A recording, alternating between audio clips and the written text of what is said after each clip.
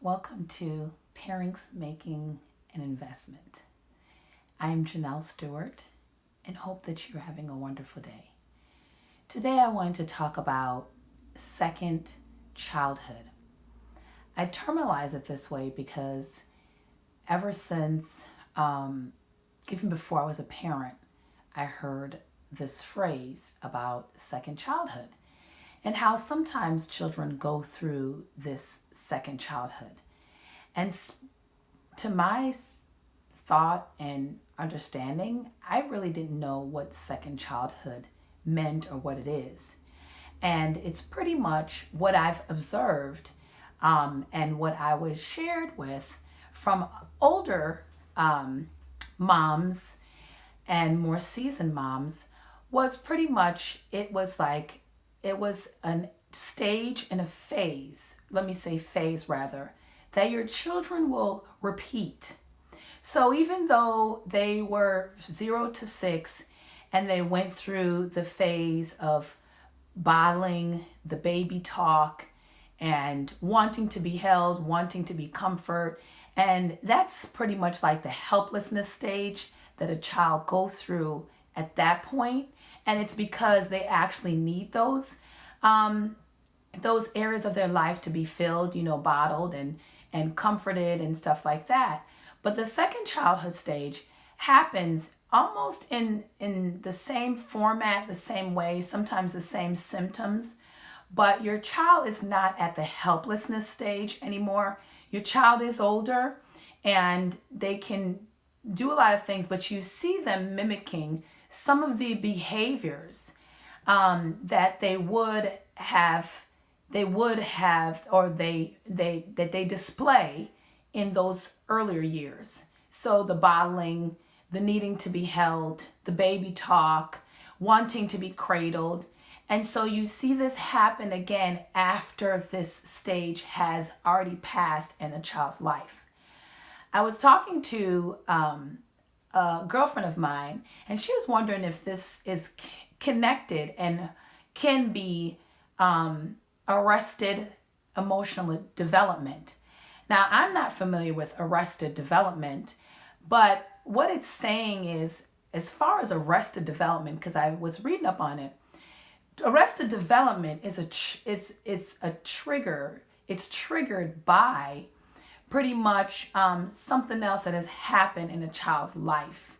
And so like a trauma or something that, more than just a trauma is more like parental neglect that has taken place. And what we see outside of the parental neglect, outside of the trauma, the result is pretty much an arrested development where the child or the person is stuck in one stage. So according to, Erickson, everyone goes through these stages in life. I think it's 8 stages. So there's like the infancy, then there's the childhood, then there's adolescence, then there's teen, and then there's adulthood, and then there's the elderly. I think I'm missing a stage. But according to Erickson, that's the stage that he believed that everyone goes through. But when it comes to arrested development, it's pretty much saying that a child or an individual, because you don't have to be an individual, you don't have to be a child to go through arrested development. And it's just being stuck in one stage for a very long period of time. And this is pretty much triggered by a parental neglect. So, but how I don't see the second childhood in that light or in comparison to that. And I'm inviting anyone to share if you're more familiar with arrested development. I'm not really familiar with arrested development. I just understand the definition of it, but I've never seen it in my own children or my own life. But what I do have experience is, personal experience is second childhood.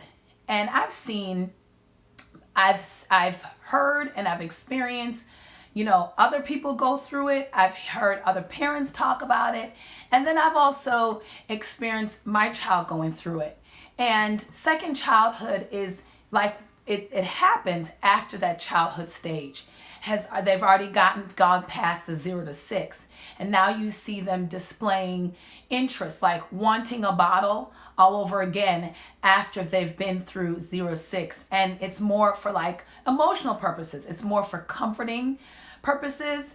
And so sometimes they'll go through this phase and they will hide that object. They will hide the bottle, they'll hide their blanket even though they need it.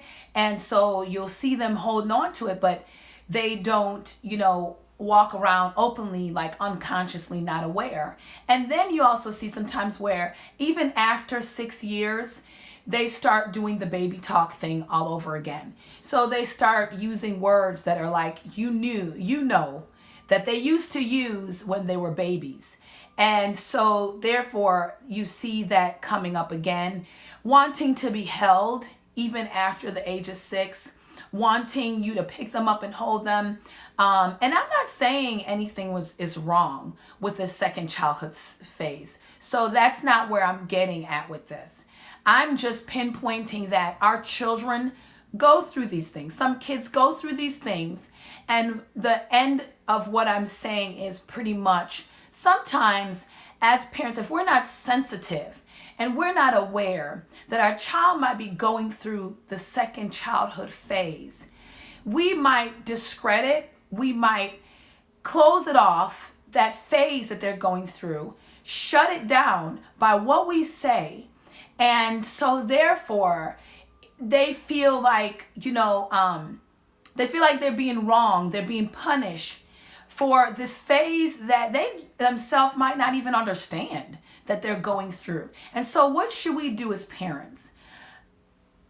What I do, allow them to go through it. Some parents' response is like, look, you don't need that. You're not a baby. You already had a bottle and you did it. But is it going to hurt them?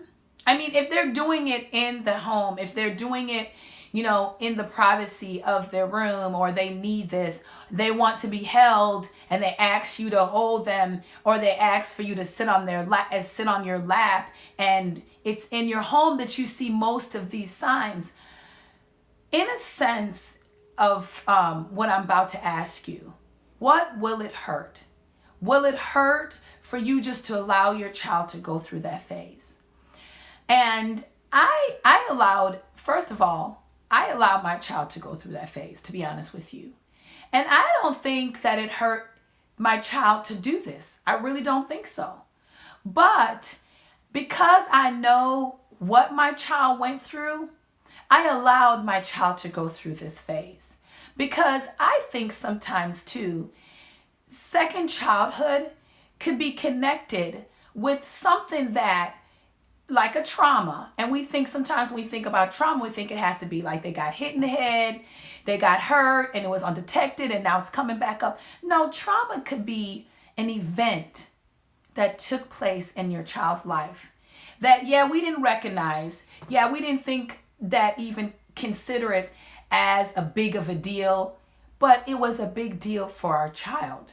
And so then therefore, because it wasn't dealt with, because it wasn't talked about, because we didn't allow them to even bring it out and express how it made them feel and where they are with that trauma, the second childhood phase and stage I'm talking about could be they were stuck there because, like I said before about children and trauma in one of my posts, if they don't deal with this, in a sense, it's hard for them to move on. And they will always they will always have the effects of the trauma. And we might not even remember, and it might look different because we're no longer at that place. But believe it or not, our children might still be at that place. They might be not at that place physically. They might be older now, but they still might be at that place mentally and emotionally and psychologically. And so then therefore, Second childhood, yes, it probably can be a result, and this is why they're going through the second childhood phase, like reliving some of those symptoms or things that were comfortable to them, like the bottle, the babying, wanting to baby talk, wanting to have a blanket all over again, wanting to be held, wanting to be cuddled, different symptoms. I'm just going off of those symptoms because I was aware that those are the signs. Bedwetting too. Bedwetting also, even after your child has gone through the phase, the developmental phase from 0 to 6, and now they're going into, like pre-adolescent age, and they're starting the bedwetting. So it's those kind of things too that could be attached to the second childhood phase. And so therefore, sometimes we think to shut it down, be like, oh, you don't need to be doing that. Stop talking like that. Use your words. And it's our tone, it's our body language that will shut them down and let them feel like they're being punished for going through a stage that they themselves don't understand.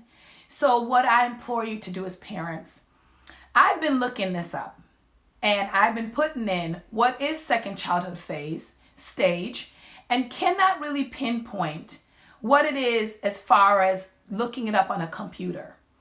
If I break it and find information about it, I will definitely share between now and my next post. But at this point, I recommend that even if you have somebody like a psychologist, a social worker, psychiatrist, something, ask them about this and ask how to handle it. What should our approach be? What I say, my approach is allow them to go through it. Allow them to go through it and then ask them, and if they're aware of what they're doing, because I'm wondering if they even are aware. Like I see my child does it, and I don't think that he actually even draw attention to the fact that he's baby talking. And I saw my child go through it, and I don't think he was even aware that that's what he was doing. But I know at that moment that he had gone through some levels of trauma, and so this is what he needed to reconnect him and to keep him, just grounded while he was going through that stuff. So today, I'm just wanted to share about the second childhood trauma, or second childhood phase, I'm sorry. And then also, if you see these signs and you're wondering like, why is my kid doing this all over again when he or she did this like 6, when they were 6, or even before they were 6 and they're 3, and now they're like 7, and it seems like it's repeating itself. And you're wondering, I'm just here to bring you some words that I believe as a parent that our kids do go through that second childhood. I've experienced it. I've seen other parents experience it, families experience it, and so therefore don't think that you're alone in where your child is if they're going through the second childhood phase. You're not alone, and so therefore you can go ahead and ask questions or what have you, or even reach out to me and share. Please share what you're experiencing and the phases and the symptoms that you see, the signs that you see that you think is a part of second childhood phase. And please share it, and so therefore others can know that they're not crazy either, and their child is not abnormal, because that's what it is. We think, and sometimes we are embarrassed as a parent when we see our kids displaying these kind of behaviors. We think something's wrong with our kids. So just to let you know, go ahead and share it below, and I would love to hear. I'm at Janelle Stewart at parentsmakinginvestment.com or parentsmakinginvestment.com website. And so you can reach out to me that way if you have any questions. And please share this video and I hope to hear from you. And I hope that helps you today. Thank you for listening.